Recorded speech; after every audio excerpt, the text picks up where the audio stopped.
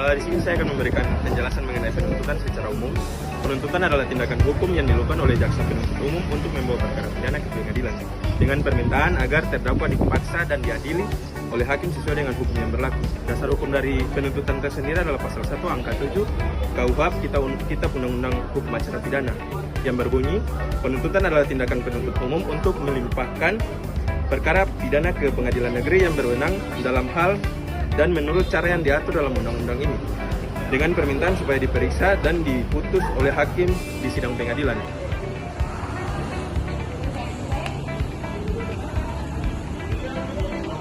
Selanjutnya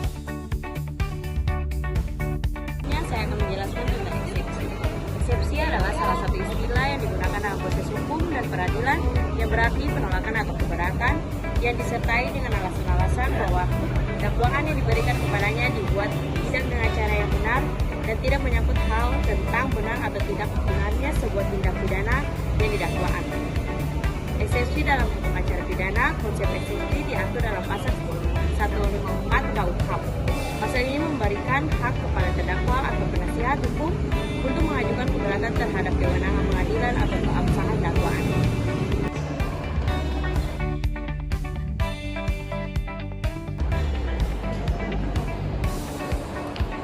Selanjutnya ada surat dakwaan.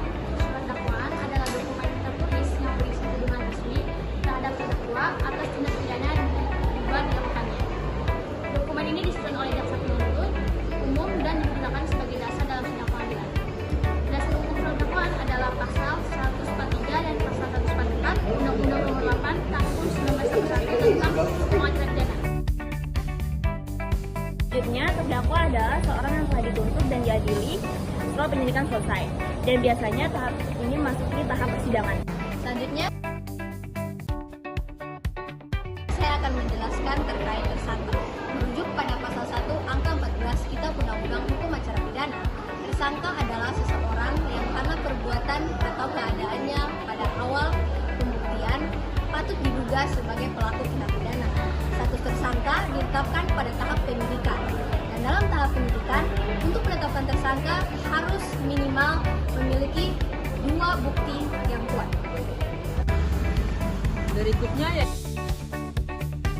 yaitu adalah hak-hak tersangka, di mana berhak diam, tidak boleh disiksa atau ditekan, mendapat bantuan penerjemahan.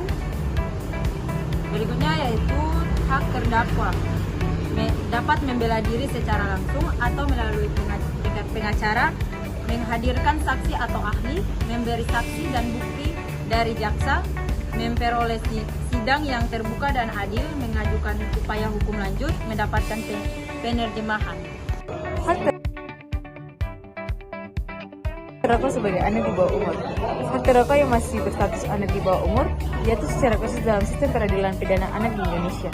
Hal ini bertujuan untuk melindungi hak-hak anak dan menjamin bahwa proses hukum yang dijalani tetap memperhatikan aspek keadilan restoratif dan perlindungan anak.